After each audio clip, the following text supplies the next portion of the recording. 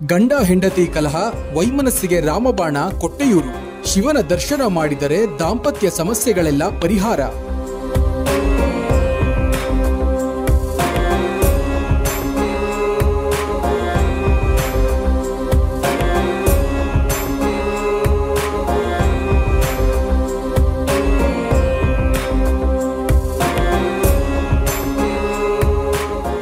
ಸತಿಪತಿ ಕಲಹ, ವೈಮನಸ್ಸು, ವಿಚ್ಛೇದನ ಹೀಗೆ ದಾಂಪತ್ಯದಲ್ಲಿರುವ ಎಲ್ಲ ಸಮಸ್ಯೆಗಳಿಗೂ ಕೇರಳ ಕೊಡಗು ಗಡಿ ಸಮೀಪದ ಕೊಟ್ಟೆಯೂರು ದೇವಾಲಯ ಪರಿಹಾರವಾಗಿದೆ.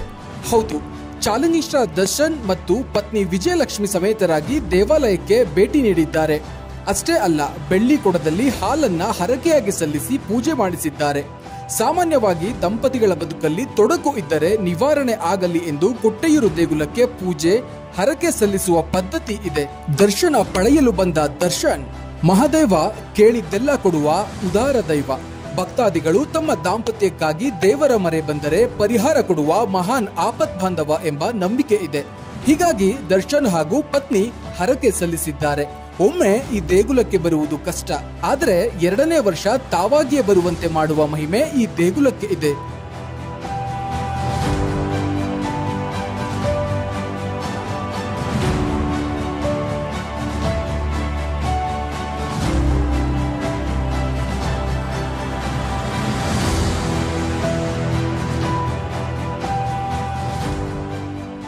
ಜಗತ್ತಿನ ಮೊದಲ ಪ್ರೇಮ ಕತೆ.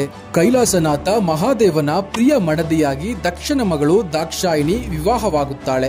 ತಂದೆಯ ವಿರೋಧದ ನಡುವೆ ಮಹಾದೇವ ಸತಿ ವಿವಾಹ ನಡೆದಿದ್ದು, ತಂದೆ ಮನೆಯ ಎಲ್ಲ ಶುಭ ಕಾರ್ಯಗಳಿಗೆ ಮಗಳ ಆಹ್ವಾನ ನೀಡುವುದನ್ನು ನಿಲ್ಲಿಸಿರುತ್ತಾರೆ. ವಿಪರ್ಯಾಸ, ಸತೀದೇವಿ ತನ್ನ ತಂದೆ ದಕ್ಷ 28 ದಿನಗಳು ವೈಭವದಿಂದ ಮಾಡುವ ಯಜ್ಞದಲ್ಲಿ ಭಾಗಿಯಾಗಲು ಇದೇ ಕೊಟ್ಟೆಯೂರು ಜಾಗಕ್ಕೆ ಬರುತ್ತಾಳೆ.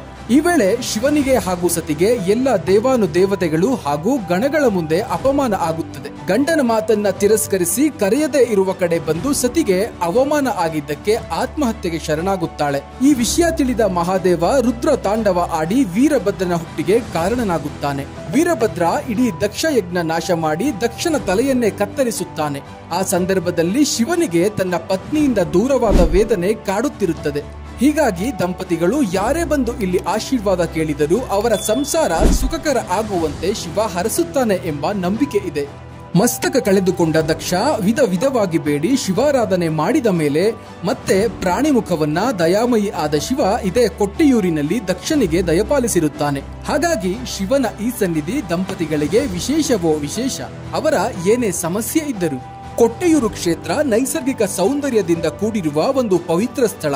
ಇಲ್ಲಿ ಇರುವ ದೇವರು ಶ್ರೀ ಕೊಟ್ಟೆಯೂರಪ್ಪ, ಭಗವಾನ್ ಶಿವನ ರೂಪ. ಈ ಕ್ಷೇತ್ರವು ಹಳೆಯ ಕಾಲದಿಂದಲೂ ಶಿವ ಭಕ್ತರಿಗೆ ಮಹಾ ಪವಿತ್ರ ಯಾತ್ರಾ ಕೇಂದ್ರವಾಗಿದ್ದು, ವರ್ಷಕ್ಕೊಮ್ಮೆ ಮಾತ್ರ ನಡೆಯುವ ಜಾತ್ರೆ ಇದನ್ನು ಹೆಚ್ಚು ವಿಶೇಷವನ್ನಾಗಿಸುತ್ತದೆ. ಇನ್ನು ಈ ದೇಗುಲದಲ್ಲಿ 2 ಭಾಗಗಳು ಇದೆ. ಇಕ್ಕರೆ ಕೊಟ್ಟೆಯೂರು ಶಾಶ್ವತ ದೇವಸ್ಥಾನ, ಇಲ್ಲಿ ವರ್ಷಾದ್ಯಂತ ಪೂಜೆ ನಡೆಯುತ್ತದೆ. ಅಕ್ಕರೆ ಕೊಟ್ಟೆಯೂರು ನದಿಯ ಇತರೆ ತೀರದಲ್ಲಿ ಇರುವ ತಾತ್ಕಾಲಿಕ ಮಂಟಪದ ದೇವಾಲಯ. ಇಲ್ಲಿ ವರ್ಷದ 1 ತಿಂಗಳು ಮಾತ್ರ ಪೂಜಾ ಕಾರ್ಯಗಳು ನಡೆಯುತ್ತವೆ. ಈ ಸ್ಥಳದಲ್ಲಿ ವಿಷ್ಣು, ಬ್ರಹ್ಮ, ಇಂದ್ರನ ಜೊತೆಗೆ ಶಿವನು ಸತಿ ಆತ್ಮಾಹುತಿಗೆ ಕೋಪಗೊಂಡು ತಪಸ್ಸು ಮಾಡಿದರು.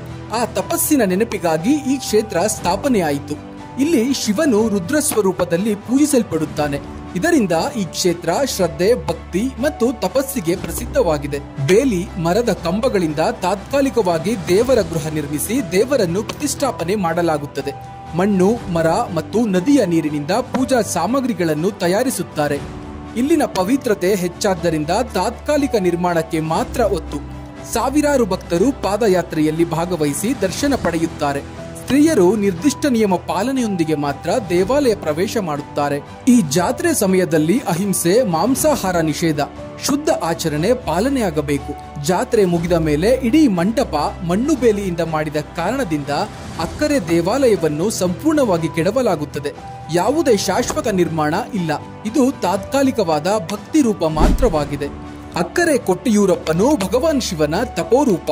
ಇಲ್ಲಿ ಆಚರಣೆ ಅತಿ ವಿಶಿಷ್ಟ. ಹೆಚ್ಚು ಶುದ್ಧತೆ, ಶಿಸ್ತು, ಭಕ್ತಿಯೊಂದಿಗೆ ನಡೆಸುವ ಈ ಜಾತ್ರೆ ಮಲೆನಾಡಿನ ಧಾರ್ಮಿಕ ವೈಭವವನ್ನು ತೋರುತ್ತದೆ.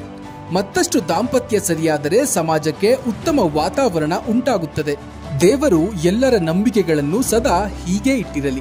ನಂಬಿಕೆಗಳು ಜನರ ಮನಸ್ಥಿತಿಯನ್ನು ಮತ್ತಷ್ಟು ದೃಢಗೊಳಿಸುತ್ತದೆ. ಇದಾಗಿತ್ತು ಈ ಹೊತ್ತಿನ ವಿಶೇಷ. ನಿರಂತರ ಸುದ್ದಿಗಾಗಿ ನೋಡ್ತಾ ಇರಿ ಇನ್ಸೈಟ್ ರಶ್ ಮೀಡಿಯಾ. ನಮಸ್ಕಾರ.